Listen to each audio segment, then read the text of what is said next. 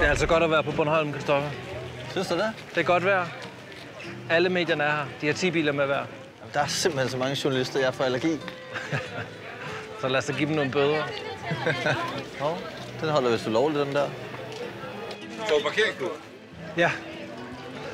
De opholder ikke de stiplede linjer. Der er lige dobbelt op på nederen der. For helvede, hvad er I tåbelige oven i hovedet? Hvad mener du? Ja, det mener jeg faktisk. Vi producerer jo live-tv herfra. Hvor fanden skal vi det sådan? Det har vi slet ikke tid til at vurdere. Vi har for travlt.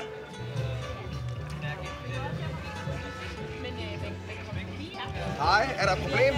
Ja. Hvad så? I holder her. Ja. Vi har en stand her. Ja. Det kan vi ikke begynde at forholde os til.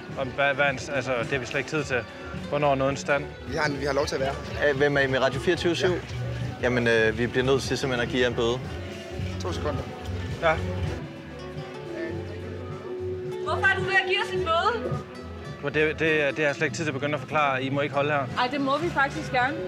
Vi har en tilladelse til det. Ja, men det kan jeg ikke begynde at forholde mig til nu. Man må ikke parkere her, vel? Pas, jeg ved det ikke. Nej, og vi har nemlig ikke haft tid til at tjekke det heller. Men Men I skriver den alligevel. ja, altså...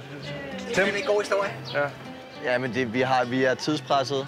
Tempoet er speedet op i vores branche, så det er bare derudad, ikke? Men vi har simpelthen så travlt, så jeg kan også godt se, at den er lige på kanten, men jeg kan ikke begynde at stå og vurdere det. I det bedste af alle verdener, så havde vi jo tid til at tjekke, om I holdt ulovligt, men på grund af al den konkurrence, der er, så har vi simpelthen ikke...